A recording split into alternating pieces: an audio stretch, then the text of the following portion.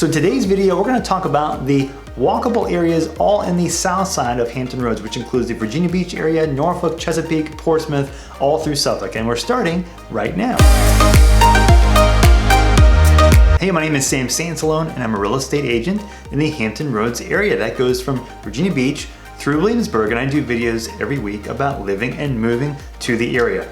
So I'm going to detail spots on the south side, Virginia Beach, Chesapeake, Norfolk, so you can get a whole balanced perspective. And if you do plan to move to this area, you'll have some options to choose from based on where you want to go. The number one is downtown Norfolk, as well as Freemason, which is just west of downtown Norfolk if you want to get technical. So looking at the map, zooming in, downtown Norfolk is the traditional downtown of Hampton Roads. You got the more quote unquote skyscrapers, more businesses, more everything in downtown Norfolk, more events, performing arts, Chrysler Hall, Chrysler Museum, Scope, baseball, hockey, Harbor Park, the Norfolk Tides, parks, one called Town Park, Waterside, lots of restaurants. All this, you can walk in and around this section because it's like the downtown feel, which is more of a grid system.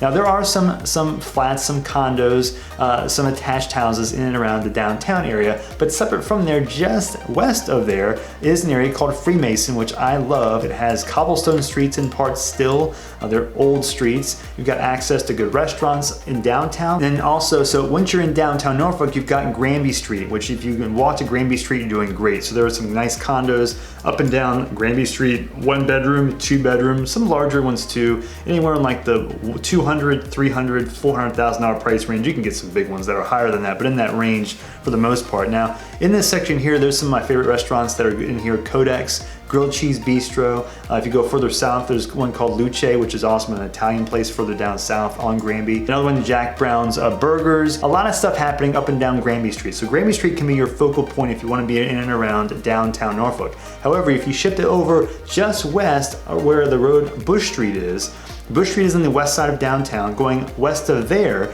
on the map, you'll see this is a little bit more of a relaxed feel, but being this close to downtown is awesome. So for example, Freemason is the name of the area, Freemason Historic District. This area has some detached houses, a lot of attached houses, and it's got just an old Norfolk feel to it. Look at the cobblestone streets right here. Except for your car just going like this. Other than that, it's an amazing street or section to live in. You're close to one of the cool coffee shops in the area called The Cure. You're also along the water too, so you can walk towards the water. But these are either single family houses or attached houses, but you can walk from here to different parks, the waterside, all the downtown restaurants and things to do, the nightlife. And I think of all the places to be close to a downtown area this close, like 5, 7, 8 minute walk, Freemason I think has the best of all things. Quiet, accessibility, walkability. The feel of the neighborhood is one of my favorites. And going further north, I hope you've heard about Ghent to this point already. I love Ghent. You've heard me get excited when I talk about Ghent. It's got the unique elements to it that really just are unmatched anywhere in Hampton Roads. So I like Ghent for being walkable, as well as also West Ghent, which is west of true Ghent. That whole section, also in an area called The Hague, is loaded with single family houses. Also loaded with some attached, some apartment style condos. Anything from $150,000 to $200,000 condos, $300,000, $400,000, upwards of the single family houses that start in the 5s and go to the $6, $7, $8 million plus. But the walkability, you can get to Colonial Avenue, Colley Avenue, 21st Street, lined with restaurants. Just had Mr. Shawarma today. It was one of my favorite Mediterranean places. It's on 21st Street in the north part of Ghent. This whole section is loaded with restaurants. It's loaded with cool things to do. The Narrow Cinema is a place that's great for good old or indie style movies on Colley Avenue. You can just park your car or walk to Colley Avenue, walk up and down Colley, walk over to Colonial, get a cup of coffee at Cafe Stella. The whole section's awesome. It's great. I used to live in here too. It's easy to get around by foot if you can. Now, going further west across Hampton Boulevard over to West Ghent is an area, not just West Ghent, but called Chelsea. And if you look over, it's just on this western side here. Some great breweries over here as well. So if you live close to Chelsea, it's kind of an underrated section it's nice to be near. So for example, you've got Smart Mouth Brewing, you've got Benchtop, you've got the Birch, which is one of my favorite places to have a beer. I think one of the most underrated points, if you live in West Ghent, you get the benefit of being that close to Chelsea. And because you also don't have to cross Hampton Boulevard, which is a busy road to cross over in the rest of Ghent. So, but being in this whole section of Ghent is, to me, by far the most walkable area anywhere in Hampton Roads, and it has the most options as well. You can also head down to the Hague, down near the water there. Walking down through there is awesome. I've run races through Ghent myself. There's dog parks, there's green sections over in Ghent. You're loaded with everything in Ghent. So if you want to be in a walkable area, this is the place to start focusing on. Now the drawbacks to this area I think are very worth noting. Number one is you do have some issues with traffic. Getting in and out of Ghent can be a hassle if you do start driving to wherever you're going to be working. Number two is that there are some spots that can have some flooding issues, especially on the south side near the Hague, right where this whole, this kind of peninsula is on the south side there. There are some spots that they're trying to mediate to a certain degree, but it's still, there are some flooding elements here, and especially just in very specific pockets in the area. They're not, again, it's not widespread, but enough to use it as a consideration. The next thing would be most of them are older houses, except for an area called Ghent Square, which is on the eastern side of the area. That area is like 80s, 70s, 80s houses, some in the 60s that I think it's worth considering if you want a newer house, because you're still in Ghent. You can also get closer to downtown Norfolk. You're kind of right in the middle between true Ghent and also down into downtown. You're right close to both of them. You can get to both pretty easily. So that's a separate pivot. If you don't want an older house, I'd check Ghent Square out just in case. Even though it's not a very big area, you might find what you're looking for there. This is also over close to the Neon District, which is not really a place where there are houses, but you can walk through there and get a couple bites to eat. My favorite one I think would be Zeke's Beans and Bowls. But this whole section is the Neon District, kind of a culturally kind of developing spot that used to be kind of just an old rundown section, but it's kind of turned in the last 8 to 10 years or so. Now in Ghent, the house prices are a wide range. You can get condos in the 2s and 3s, up to 4 and 5, real nice 1, 2, 3 bedroom condos. But then you've got single family houses. They'll usually start in like the 450 to 5 range, just baseline. Then they go up from there like 550 to 650, 750, 850, and well over $1 million. There's so much variety in Ghent, so you'll get a lot of different types of houses, sizes, conditions, all that. So it does really range in prices. And also the demand based on where you are in Ghent as well as also West Ghent. Hack is if you want to pivot, don't want it to pay as much for a house like in proper Ghent, pivot over to West Ghent, get a little bit cheaper house, still have access to Chelsea, a little bit further walk to Ghent, but you can still get there. So it's a nice combination, balance of everything. I like West Ghent for that reason. There are a couple other small spots that I think are worth mentioning in Norfolk that are at least worth discussing if you want something generally walkable. Close to Old Dominion University on Hampton Boulevard, there are some things that if you live just off of the area at all, into, for example, Larchmont, and the area is just west of there in Lambert's Point, there are some walkable spots as far as like just being able to get from place to place by foot if you wanted to. You can walk to ODU and watch a football game. Now pivoting up north, on the northern section of Norfolk, there's Ocean View. I mentioned Ocean View in other videos. Ocean View is a big area near the beach. It's cool, but I wouldn't call it super walkable or easy to walk through.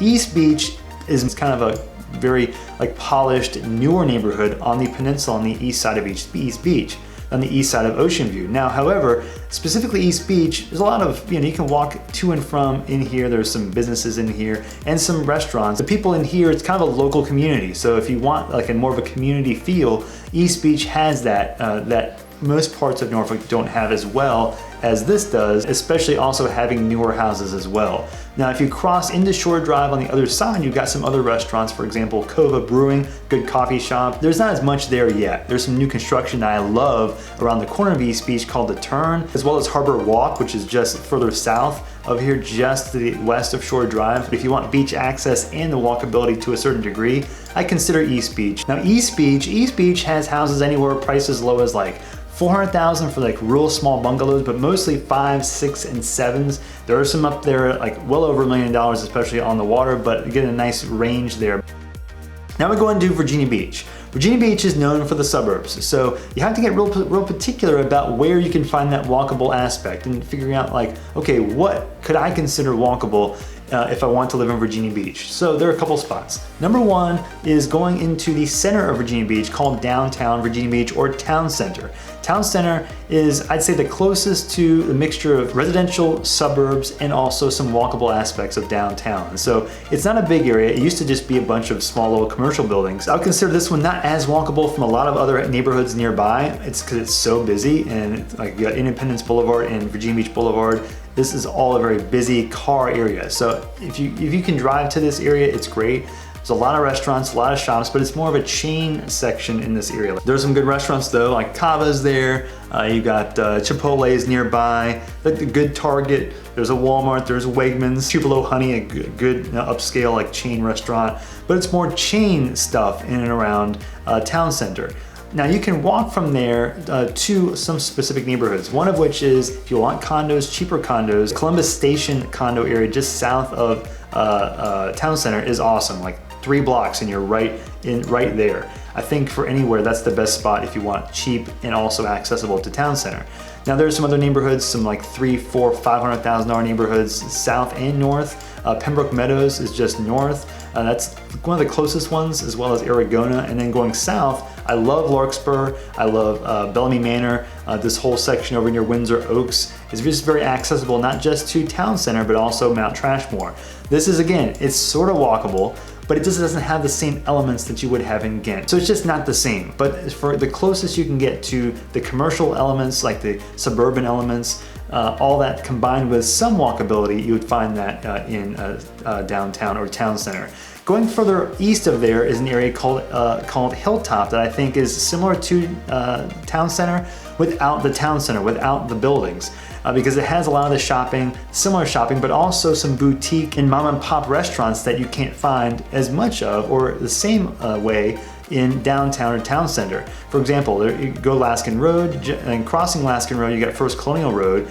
Then this whole area has got some great restaurants. This area also is close to a lot of other neighborhoods, but they all are just far enough away to where you might still feel like you want to drive to Hilltop.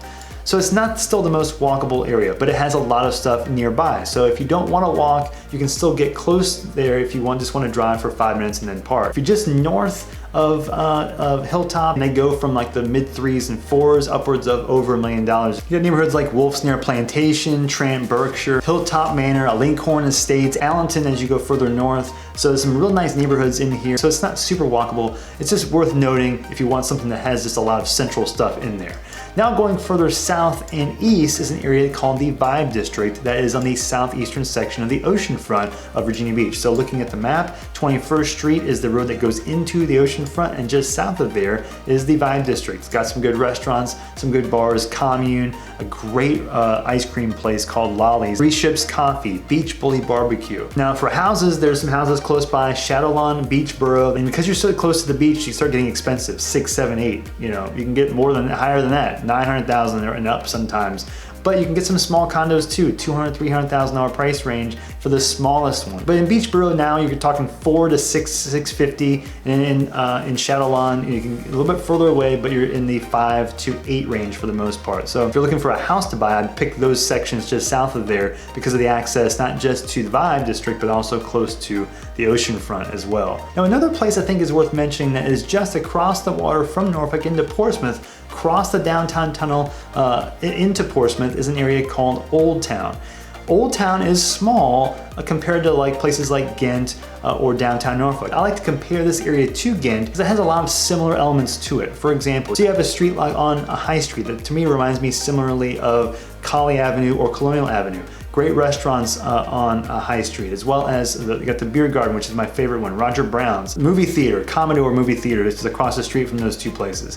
There's a lot up and down on High Street. And also you can walk over to the water. I'll show you on the map, show you what I'm talking about. So you shift over from Norfolk, just boop across, there's the Midtown Tunnel, there's the Downtown Tunnel. Both have tolls, by the way. But if you cross over, this is Old Town. So it's actually closer to downtown than it is over into the Ghent side, but you can get there from both sides. However, there's Swimming Point neighborhood right here, there's Parkview, but true Old Town is right around Crawford, Effingham, and south. There are some spots in here that had a similar vibe to Ghent. Has a little bit older feel to even compared to Ghent, because it has even some older houses, 1800s and earlier in some spots. It's got old, very old streets, old houses. Let me drop a pin. This is North Street, so you can see what I'm talking about. Old, like real old Victorian style. And so also parking can be a challenge in some spots, but a little bit more narrow streets as well in some cases. Variety of the styles of houses. You got also the park, the green space. You're gonna have also water access. So you got a mixture of everything on around this section because you're right along the water. And so great place to watch fireworks. If you go up to Swimming Point, go over into on Swimming Point Walk here near the park. Walk, sit there, watch the fireworks from there because the fireworks go off right here, but it's real crowded over in Norfolk. So go over here. This is the hack to go see good fireworks, but also not having to go get through all the traffic.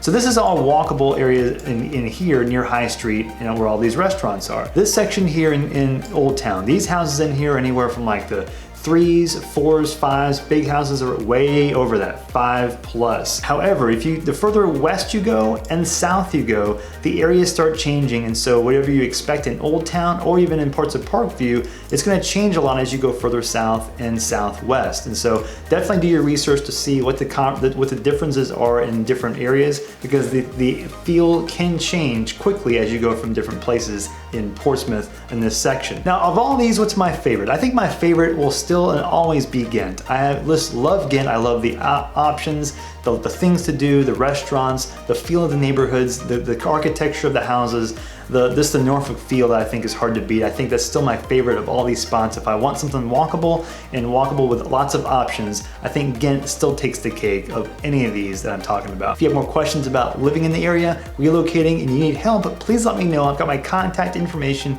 in the description. You can reach out to me at any point, and I'll do whatever I can to help you relocate to this area. And I will see you on the next video.